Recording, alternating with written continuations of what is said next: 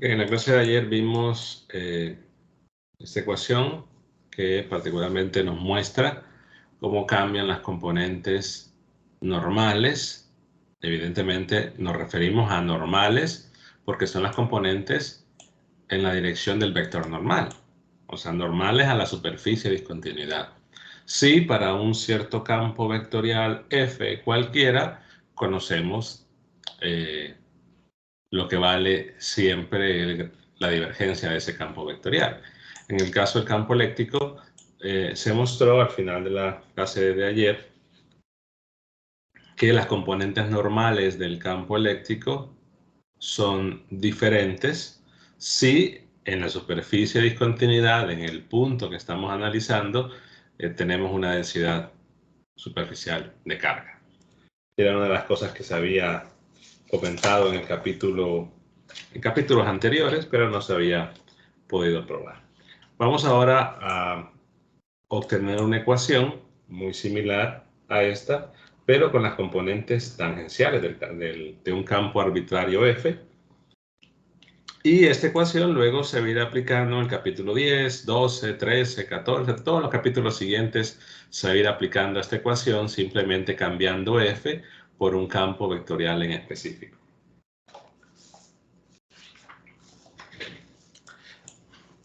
Si nosotros ahora consideramos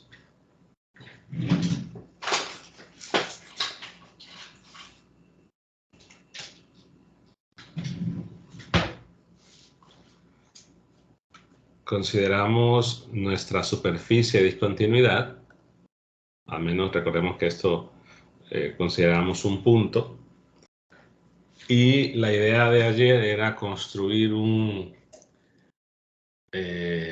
pusimos un cilindro, pero en realidad podría ser cualquier prisma o paralelepípedo, y se aplicaba el teorema de la divergencia considerando que el área de la sección transversal era muy pequeña y luego que la altura h pues va a tender a cero. Lo que vamos a hacer ahora es considerar en este caso una trayectoria cerrada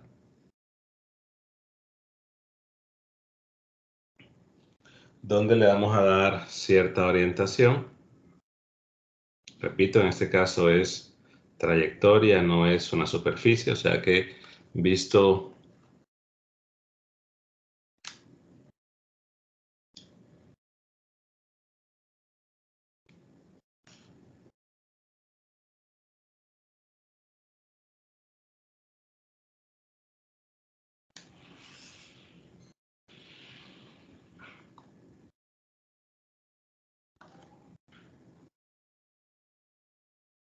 sería algo así.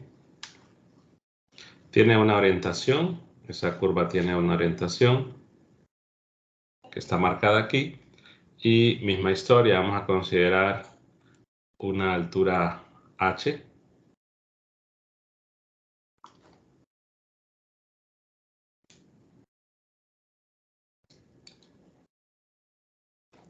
En ese caso esa altura h quedaría aquí. Al igual que ayer, en algún momento vamos a hacer que h tienda a 0. Y vamos a considerar una longitud, digamos, voy a poner delta de S. Entonces, en este caso, lo que vamos a aplicar es el teorema de Stokes, donde la circulación de nuestro campo vectorial F arbitrario sobre un camino cerrado, sobre esa curva C, es igual a el rotación o la integral de el rotacional del campo F punto de DA sobre la superficie S, y S es lo que encierra, ¿no? Lo que encierra la curva C.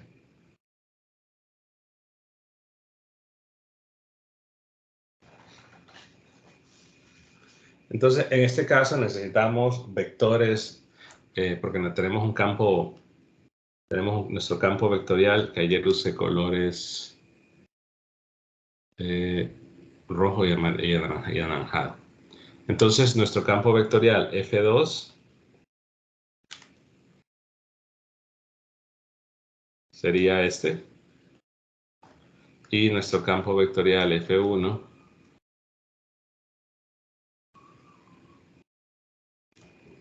al revés. F1 era este y F2.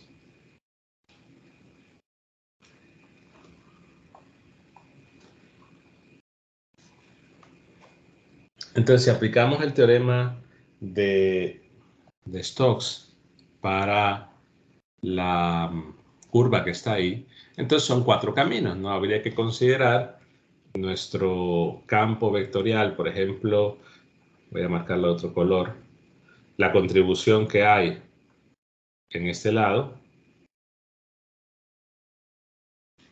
y la contribución que hay en este lado de acá, que son, digamos, las principales. Entonces, yo voy a definir un vector. Vamos a ver, ayer decíamos que era el vector normal, que iba de la superficie 1 a la superficie 2, y yo voy a definir un vector tangencial.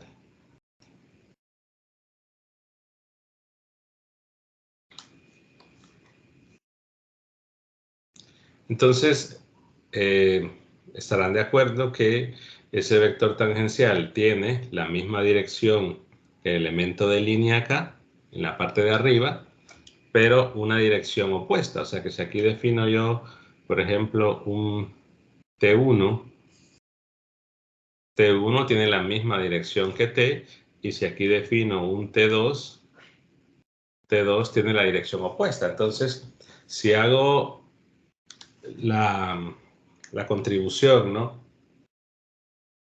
de esos caminos, aquí sería considerar, ¿no?, que el diferencial de S, el delta de S es muy pequeño y que luego vamos a tender H a 0. Entonces, básicamente el campo F es constante. Recordemos que al final de cuentas, esto va a ser información en un único punto. Por lo tanto, la aproximación de que F es constante tiene sentido porque vamos a obtener la información en un único punto. Aquí sería entonces, básicamente en la parte de arriba, sería el producto punto de F2 punto, un tangencial unitario, 1, delta de S, que este básicamente es el diferencial de línea, ¿no?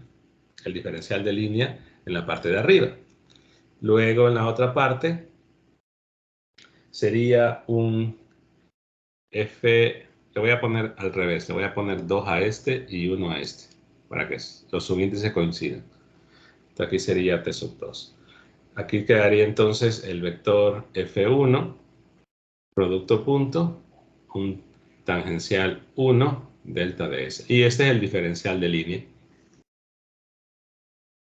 Más faltaría la parte o la contribución en los extremos, en el lado izquierdo y en el lado derecho. Entonces, a esa contribución le vamos a llamar W. Y va a ser muy similar a lo que teníamos ayer, ¿no?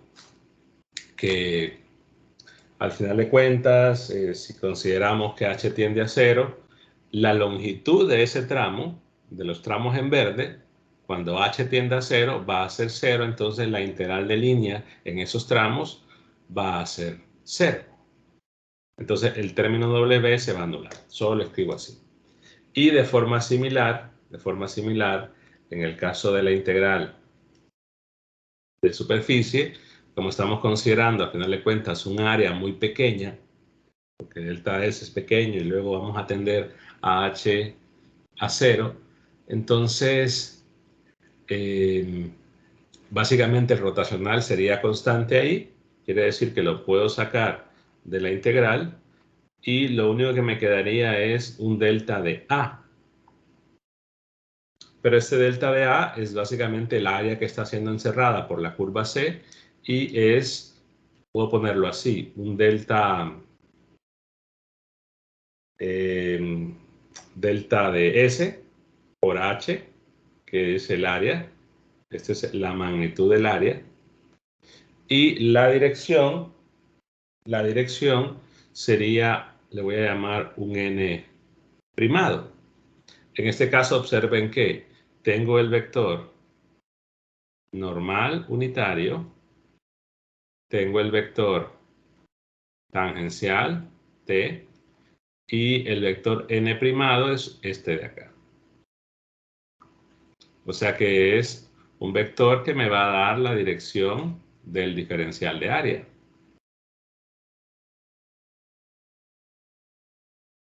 Le puedo llamar diferente si quieran, pero como al final de cuentas el área tiene esa dirección, entonces todo esto sería el vector de dA o delta de A, si lo quieren llamar así. Luego, pues tenemos que reescribir, ¿no?, nuestros tangenciales en términos ya sea de nuestro vector t o del vector n, antes de poder despejar. Entonces, si nosotros vemos el t sub 2 o el t unitario 2 es igual al t unitario, pero el t unitario 1 es opuesto al t. Entonces, quiere decir que puedo sacar como factor común st punto f2 menos f1, y además puedo sacar el delta de s más w, que repito, w es la contribución en el extremo derecho e izquierdo, el rotacional de f punto, bueno, puedo escribir el delta de s afuera, delta de sh rotacional de f punto n prima.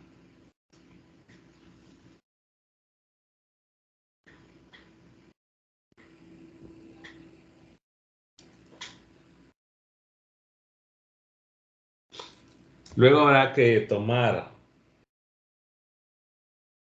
el límite, pero pensemos en lo siguiente. Nosotros tenemos una relación de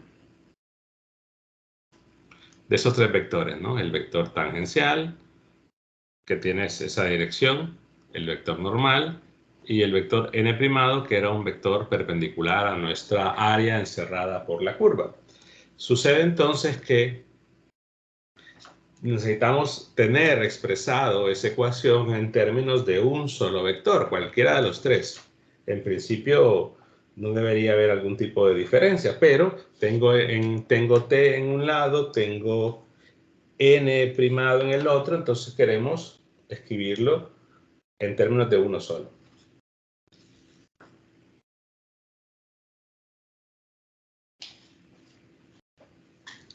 Lo que voy a hacer es agrupar, digamos que voy a pasar el término que tiene el rotacional, lo voy a pasar al lado izquierdo. Entonces quedaría t punto f2 menos f1 delta ds más delta ds h rotacional, bueno, negativo, rotacional de f punto un vector n primado.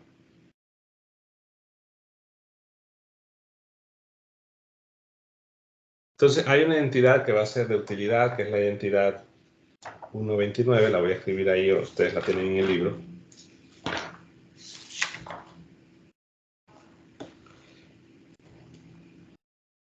Que básicamente habla de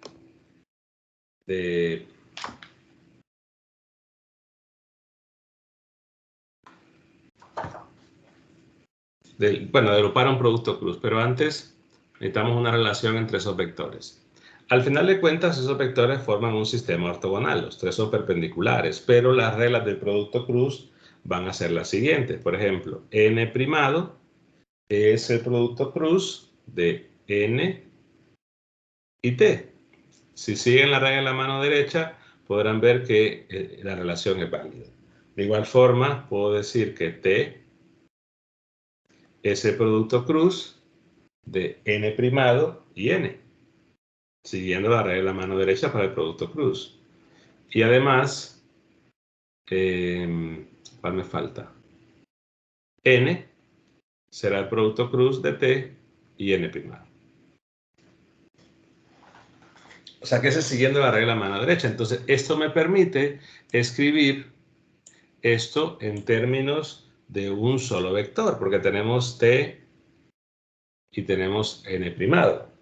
La idea es cambiar el T y dejarlo de manera que quede n primado. Entonces, si yo cambio el T, la definición, recuerden que T era n unitario cruz o n, pero era primado primero, ¿verdad? Sí, T es n primado cruz n. Luego, por un producto punto, F2 menos F1, delta DS menos delta DSH, me faltó aquí, perdón, el W igual a 0. Rotacional de F punto N'. Ya tenemos al menos un, en términos de vectores N. Entonces, la identidad que mencionaba, que es la 1.29, es una forma de agrupar un producto cruz. Pero aquí tenemos, particularmente voy a ponerle paréntesis, tengo un producto cruz y luego un producto punto. Entonces, la identidad o la ecuación 1.29 permite conmutar eso.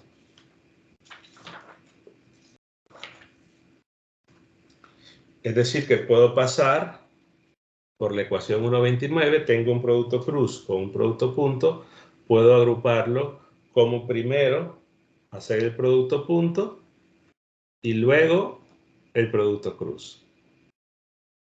Esta es una identidad, repito, la ecuación 1.29.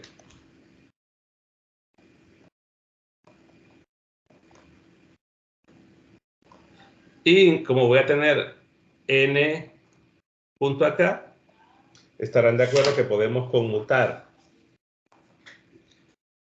aquí el producto punto, o sea, mejor lo voy a hacer en dos pasos.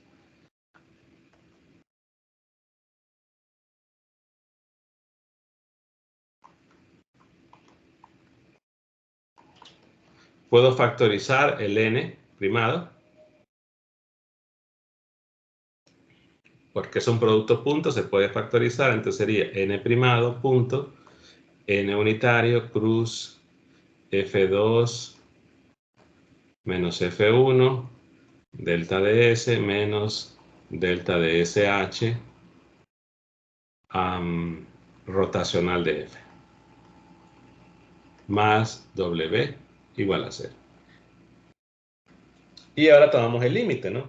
Si nosotros hacemos que h tienda a 0 en todo esto, lo que va a suceder es que el W, como dependía, recordemos que W era la integral de línea a lo largo de los caminos laterales que están en verde, si h tiende a 0, la longitud de los caminos tiende a 0, por lo tanto el término va a desaparecer. Entonces, si este desaparece, también voy a poder cancelar el delta ds, porque tendría, este no estaría, digamos, divido todo entre delta ds, y lo que queda es que el límite lo separo, y nos quedará así, n primado punto, el primer término no depende de h, entonces el límite no lo, es básicamente el límite de una constante.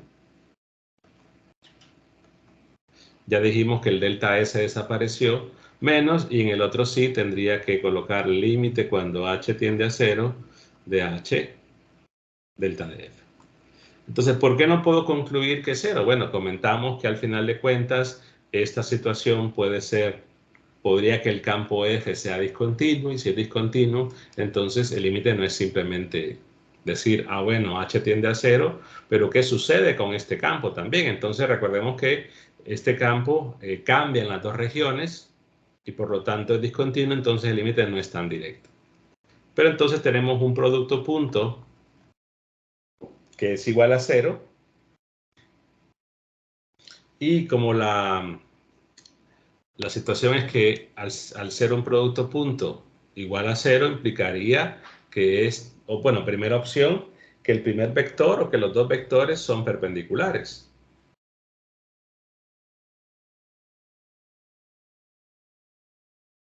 Pero notemos aquí que la dirección de n en general es arbitraria. ¿Por qué? Porque se pudo haber tomado una curva diferente. Por ejemplo, yo pude haber tomado así, donde el n sea, por ejemplo, así. Entonces, el hecho de que esa curva tenga una orientación arbitraria implica que no puedo decir que los vectores son perpendiculares, porque como este es arbitrario, no puede ser que lo que está aquí no es arbitrario. Esto, vean que esto está definido de acuerdo a los campos. Entonces, la única opción posible es que lo que esté dentro o esta cantidad que estoy marcando sea siempre 0, independientemente de cuánto sea n primado. Entonces, ahí obtenemos las ecuaciones para las otras componentes, o la otra relación, que lo puedo escribir así.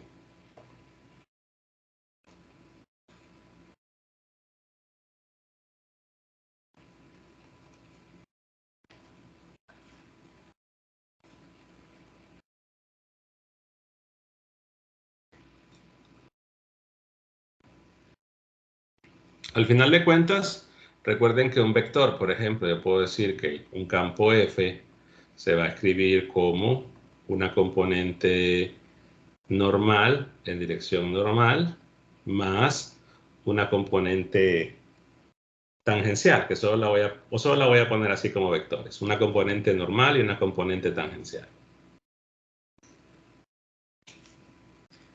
Entonces, si nosotros hacemos el producto cruz, por ejemplo, de un vector normal con esto, es decir, tenemos nuestro campo, por ejemplo, F2 que es así, o F cualquiera que sea así. Entonces, ese F tendrá una componente normal,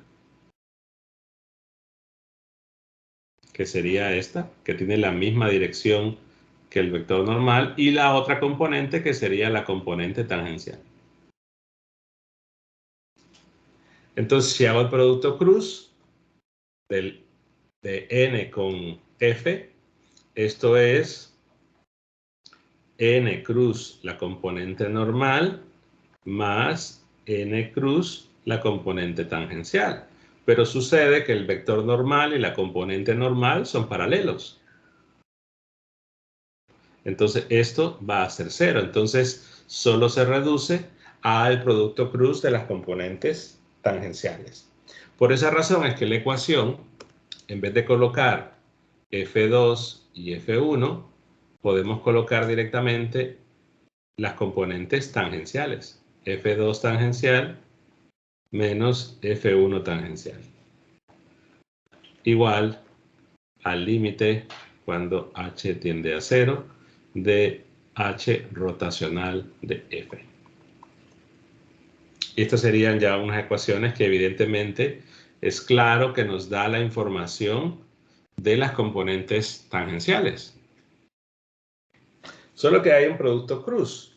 Pero ese producto cruz, al final de cuentas, puede desaparecer.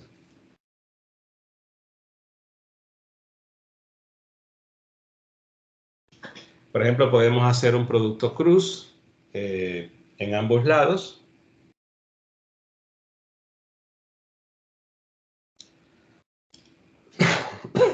Perdón. Perdón. Podemos hacer un producto cruz en ambos lados con el vector n para desaparecer el vector n. O sea, si nosotros hacemos lo siguiente, ¿no? Un producto cruz con n.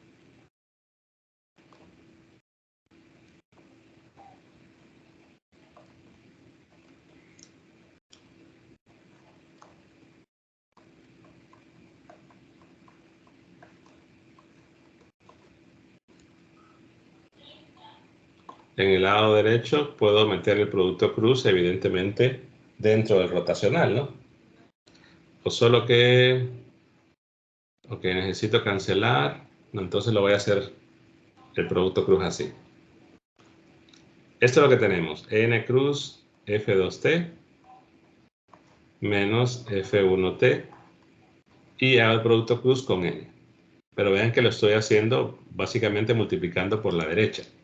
Entonces en el lado derecho también tendría que hacer un producto cruz con el mismo vector n. Es decir, es como una operación, hacemos algo en ambos lados de la igualdad. Aquí sería un producto cruz con el vector n.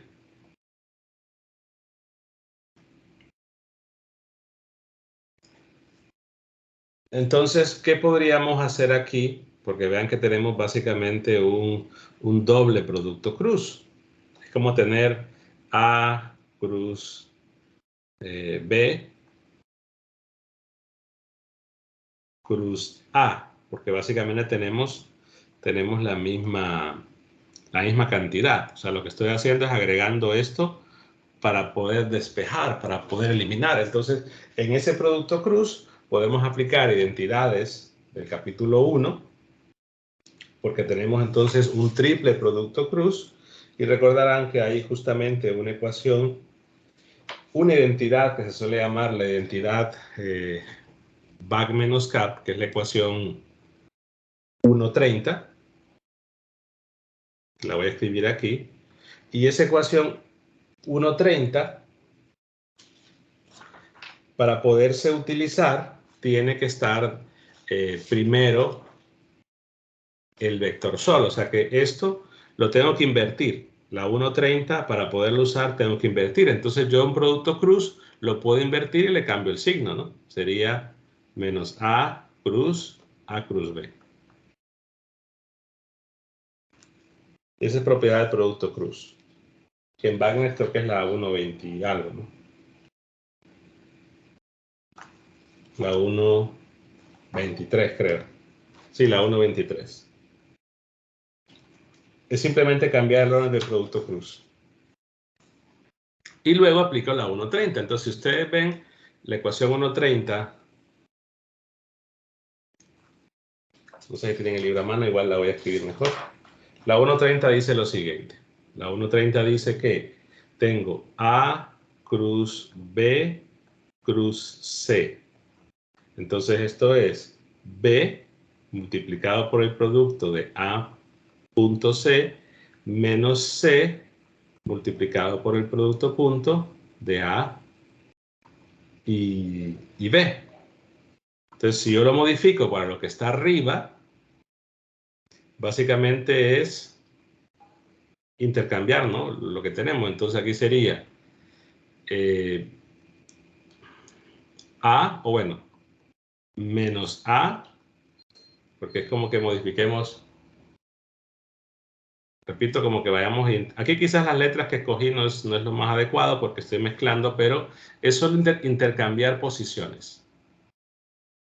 Entonces sería A por A punto B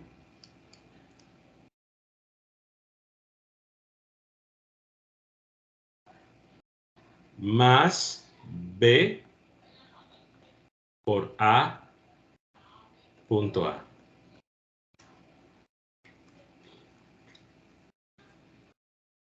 Por A punto A. Pero al final recuerden que aquí es de suma importancia resaltar que si yo cambio de posición, o sea, si yo me voy aquí al producto cruz, que es N cruz F2T, la tangencial, menos F1 tangencial cruz N, y yo aplico esa identidad, lo que queda es menos un vector normal unitario, el producto punto del normal unitario por la resta de las componentes tangenciales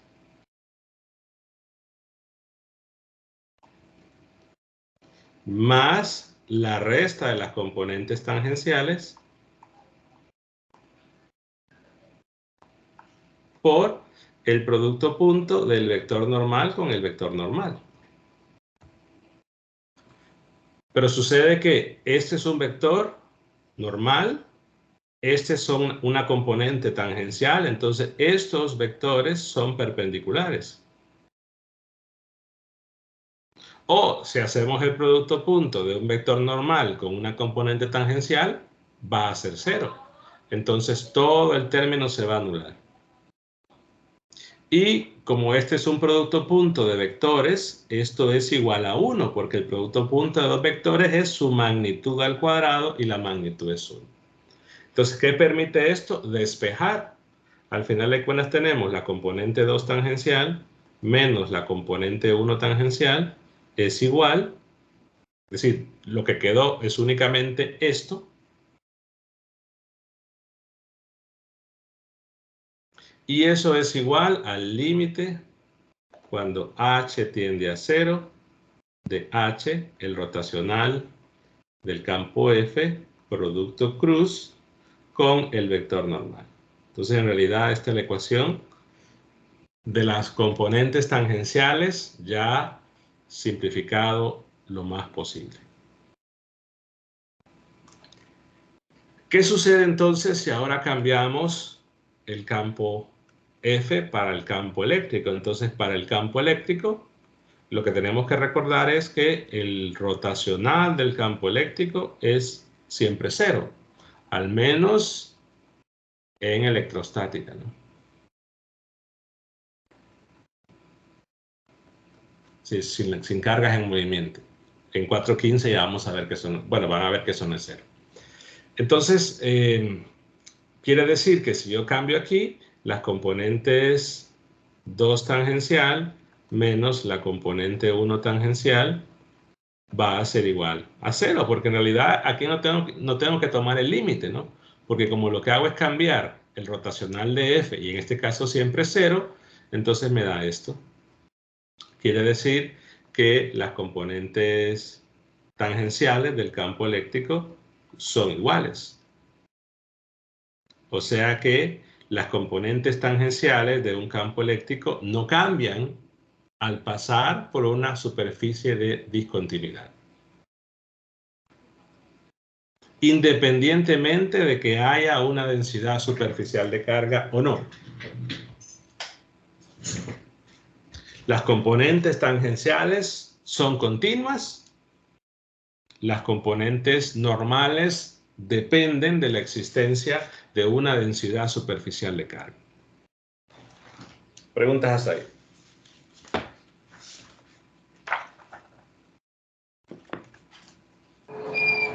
No, Ingeniero. No.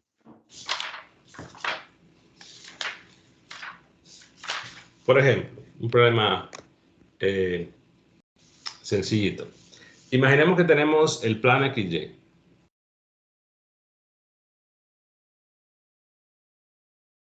Y que el plano XY tiene una densidad superficial sigma. Llamémosle, ¿cuánto podría ser? 6 por epsilon 0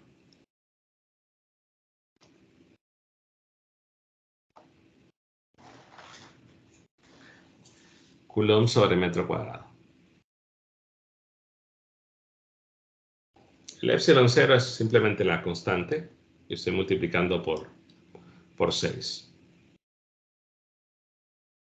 Y que la distribución de carga está en el plano XY.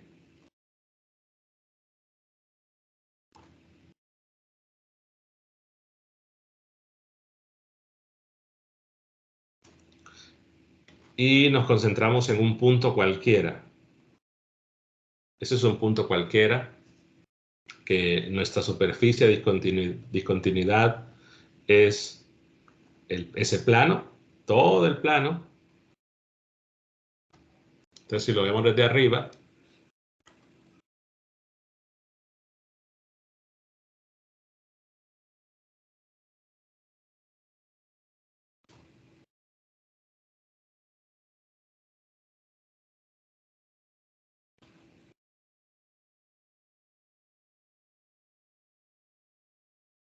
pero que tenemos una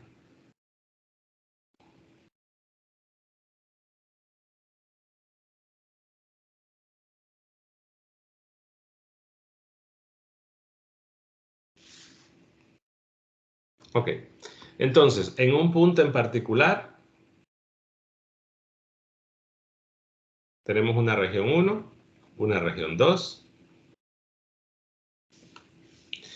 Y el problema menciona que en ese punto en particular, en la región 1, o sea, hay un campo eléctrico en la región 1, que al evaluar en ese punto, que en realidad no me dicen cuál es, E en la región 1 es igual a X en X más Y en Y más 3 en Z.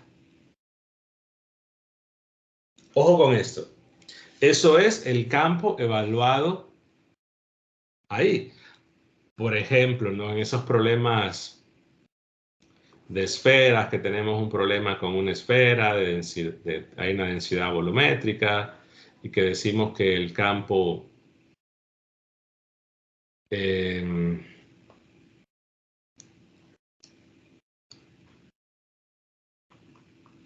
tenemos pues expresiones para el campo eléctrico en 1, para ρ menor que A, el campo eléctrico en 2, para ρ mayor que A.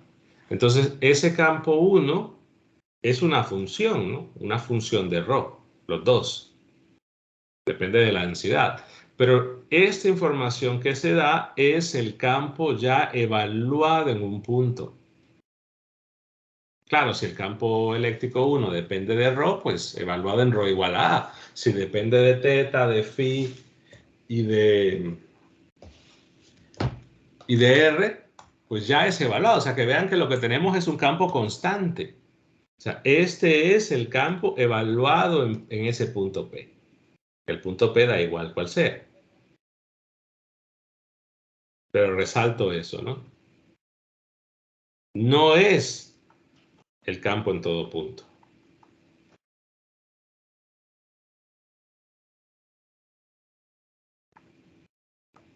Es simplemente agarrar ese campo y evaluar.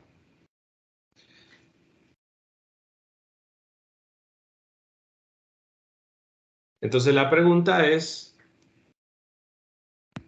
¿cuál es el campo en la región 2, pero evaluado en ese punto? Ojo, la situación es que lo he resaltado desde ayer y vuelvo otra vez a mostrar la imagen inicial, que es algo que los estudiantes suelen olvidar. Lo que nosotros tenemos, o con lo que estamos trabajando, es con informaciones en ese punto. Nosotros le hacemos un zoom a ese punto, lo más que se pueda. Y decimos, claro, hay un campo en la región 2 o en una región, hay un campo en la otra región, ambos campos los evaluamos en ese punto y vemos si es continuo o no. Eso lo hemos hecho un montón de veces ya.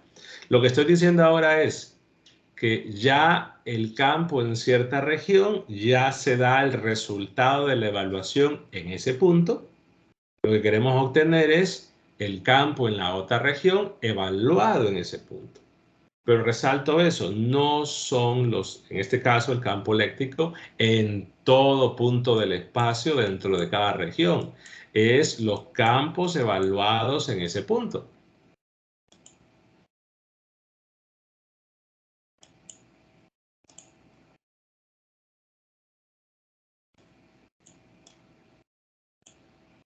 Claro, este es un bosquejo, no es que sea un diagrama a escala que está mostrando las componentes. En realidad se puede dibujar, ¿no? Se puede dibujar el vector con sus 3 componentes, en realidad no va a hacer falta. Entonces, ¿qué hacemos para encontrar el campo evaluado en la otra región? Pues primero, nuestro campo se debe descomponer. E1 va a ser un E1 normal más un E2, un E1 tangencial. Entonces pensemos que si tenemos la superficie de discontinuidad, que en este caso es el plano donde está la carga, y que al final de cuentas tengo un vector normal, unitario, y que hay un campo eléctrico que puedo ponerlo, digamos, lo puedo dibujar así. Entonces hay una componente normal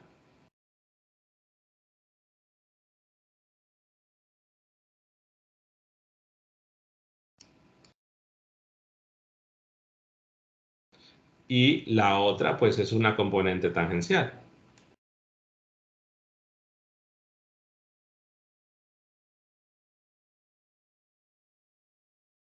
Pero aquí son componentes escritos como vectores. ¿Cómo podemos encontrar la componente normal? Esta.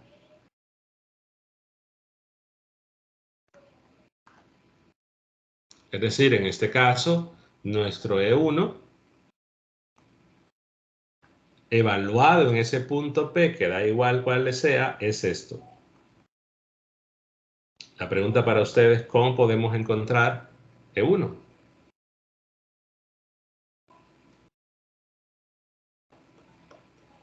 La E1 normal. Pregunta de vectores y matrices. Bueno, igual se mencionó en el repaso de vectores que se hace, se resalta eso, ¿no? ¿Cómo? A mí, ¿Con gradiente?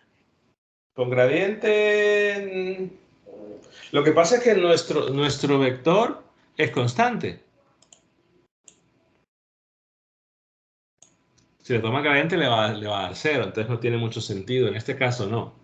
Si cuando tenemos una función y queremos un vector normal a esa función, pues aquí le tomamos el gradiente. Básicamente, lo que estamos pidiendo acá es que, por ejemplo, otro diagrama. Tengo un campo cualquiera, en este caso llamémosle E. Tenemos un vector normal, unitario. Entonces lo que queremos es la componente de ese vector en la dirección del vector normal. Ese vector es el que damos E normal. O sea, es la componente del vector en la dirección del vector normal. ¿Cómo obtenemos entonces la componente de un vector en dirección de otro?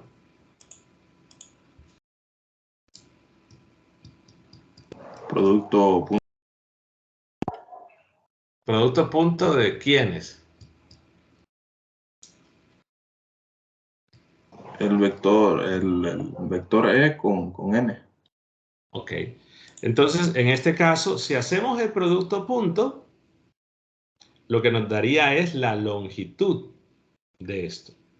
Ahora, ¿cuál es la dirección? Bueno, la dirección que tiene la del vector normal. Entonces, la componente normal es el producto punto del campo con el vector normal. Eso nos daría la longitud de la componente, o sea, la longitud que voy a sombrear en amarillo. La longitud no nos da un vector, pero la dirección, como es normal, le agregamos el n unitario. O sea, esto sería magnitud y dirección.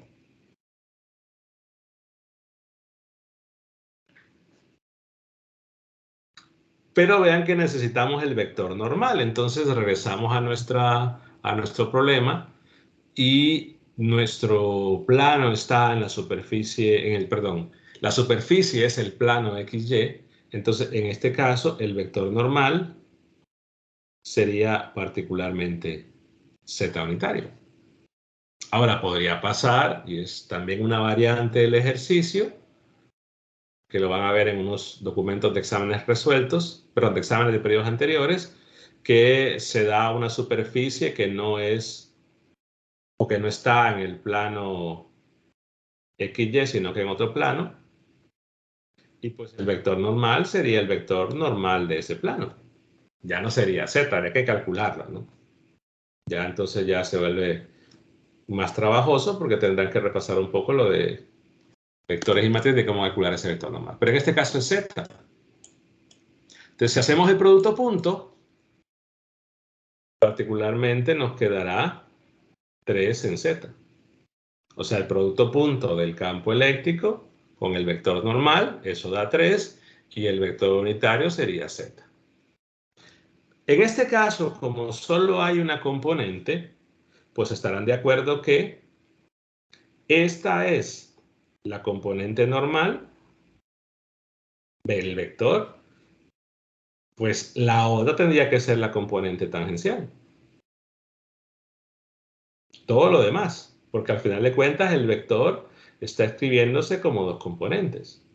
Si no, hacemos un despeje, es decir, la componente tangencial es el campo eléctrico restándole la componente normal, y la componente normal es la que acabamos de obtener. Claro, este vector puede tener 2, 3 componentes, no tienen por qué ser de una sola componente. En este caso, que es el primer ejemplo, el caso más simple, tiene una sola componente.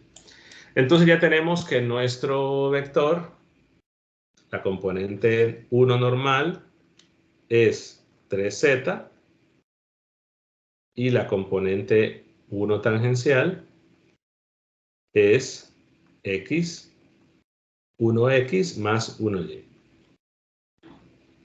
Eso es lo primero que hacemos, descomponer el vector en la componente normal y la tangencial vectoriales. Entonces, repito, lo pueden plantear como una resta y llegan a lo mismo. Pero aquí se puede ver directamente con esta expresión. ¿Qué hacemos después? Vamos a las ecuaciones del campo eléctrico en una superficie de discontinuidad.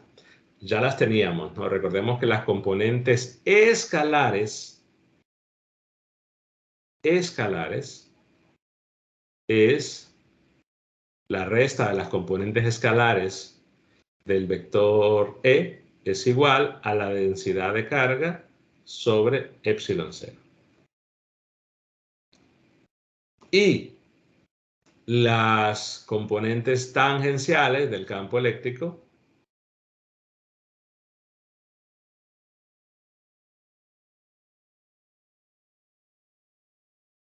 entonces de la segunda ecuación recordemos o podemos decir que las componentes tangenciales del campo eléctrico son las mismas.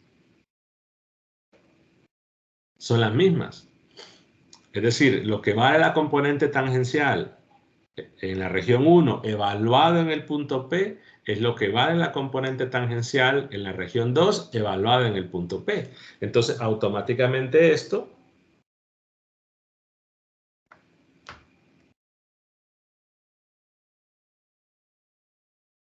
será también igual a la componente 2 tangencial. Las componentes tangenciales del campo eléctrico son iguales. En el caso electrostático, en electrostática. Y la otra ecuación, pues lo que debo plantear son las componentes normales, pero que vean que aquí son escalares. ¿Qué implica eso? Que habrá que tomar la magnitud. Como aquí solo es una sola componente, como es solo una sola componente, entonces la magnitud es simplemente 3. Pero si tuviera dos componentes, por ejemplo, la raíz cuadrada de la suma de las componentes al cuadrado. Entonces, agarro la otra ecuación y digo, la componente 2 normal del campo, que no lo tengo, menos la componente 1, que ya lo tenemos, es igual a la densidad que hay en la superficie de discontinuidad. La componente 1 es 3. Entonces la componente 2 normal menos la componente 1, que es 3, es igual a la densidad superficial de carga y que tendría que ser evaluada en el punto, en el caso de que fuera variable. Es decir, si tenemos nuestro plano y me dicen que hay una densidad que es variable, entonces habría que evaluar en ese punto, ¿no? Para saber cuánto es la densidad ahí. Pero en este caso es constante, entonces no habría que evaluar. Y vean que al ser constante, da igual en qué punto sea. El punto es irrelevante. En el caso de que sea variable, tendrían que decir qué punto y evaluar ahí. Pero esa densidad, el problema lo da y es 6 epsilon 0. Entonces nos quedará aquí 6 epsilon 0 sobre epsilon 0. Vean que se da en función de epsilon 0 para que se cancele. Entonces la componente 2 normal, la componente escalar, es básicamente 6 más 3, que eso es 9. ¿Cómo encuentro la componente 2 normal vectorial? Bueno, solo tendría que multiplicar por el vector normal. Que en este problema es Z. Entonces, ¿cuál sería el campo en la región 2 evaluado, el campo de la región 2 evaluado en el punto P? Junto las dos componentes, ¿no? La componente normal y la tangencial. La normal, ¿cuánto es? 9Z. La tangencial, ¿cuánto es? X más Y. Bueno, que lo pueden escribir en orden, pero eso da igual.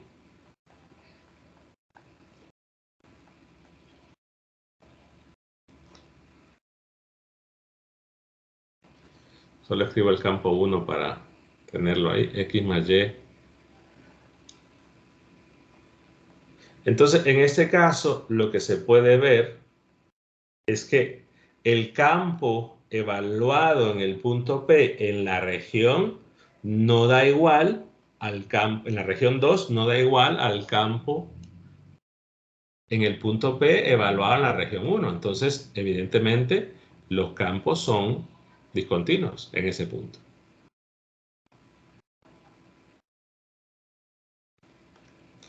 ¿Qué es lo que siempre va a ser igual? La componente tangencial, que es esto. Las componentes tangenciales van a ser iguales.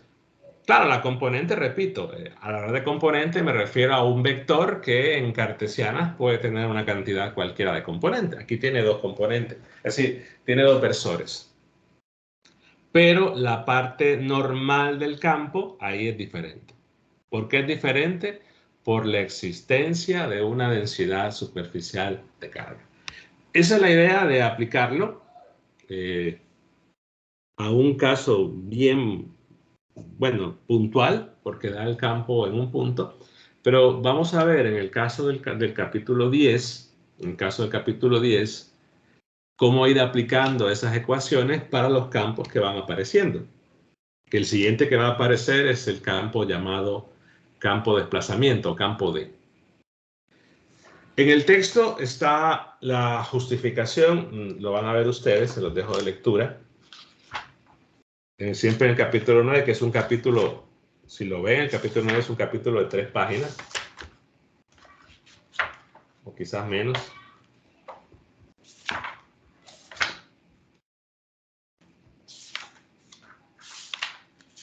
No, son como 5 páginas, perdón.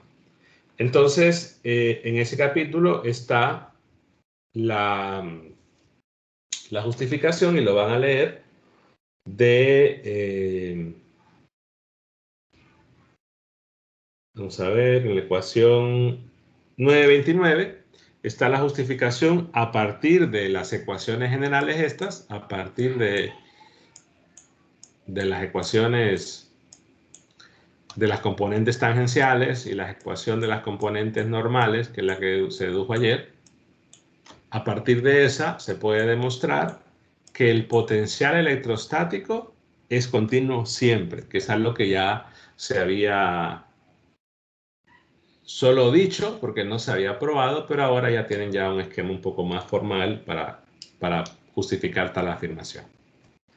¿Preguntas hasta ahí?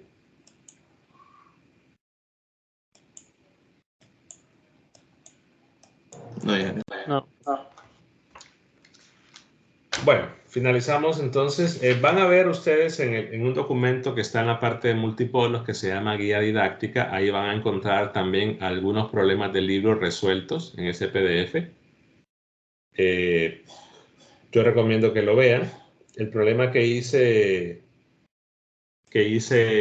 ahorita fue bastante simple porque el plano es el plano XY, pero en el ejercicio 9.1, que es el que deben trabajar ustedes de aquí a mañana, ahí habla de un plano bastante general, ¿no? 2x más y más 1 igual a 1. Entonces ahí lo primordial, es determinar un vector normal al plano. Que aquí, en el caso de la derecha, se puede deducir rápidamente. En este caso, tendrán que verificar. Solo aquí es más Z, perdón. Es el problema número 991 de Wagner, que me parece está resuelto en ese documento. Entonces, yo aconsejo que lo hagan ustedes por su cuenta, que cuenten el vector normal y que luego puedan verificar sus cálculos con lo que está ahí. Pero ya mañana iniciamos el capítulo 10. Entonces, en el capítulo 9, las dos ecuaciones relevantes son esas. Cómo cambian las componentes normales y cómo cambian las tangenciales para un campo vectorial arbitrario. El capítulo 10 ya es un poco... Es decir, en el capítulo 10 ya se empiezan a utilizar esas ecuaciones en parte de los problemas, pero el capítulo 9 es básicamente cómo obtener esas ecuaciones. Entonces, mañana iniciamos ya el capítulo 10. Es un capítulo bastante extenso. Creo que ustedes todavía, déjenme verificar. No, la prueba creo que es hasta después, ¿no? De esta parte. Ah, no, si ustedes hicieron control de lectura el lunes. La prueba con ustedes es del capítulo 10 y está para el 8 de abril. Bueno, que es antes de Semana Santa. Déjenme ver. Ah, sí. Tienen otro control el 4 y la prueba el 8. Bueno, mañana vamos a iniciar el capítulo 10 para que empiecen ya la lectura. Si no hay preguntas, pues nos vemos entonces mañana. Buenas noches. Buenas noches.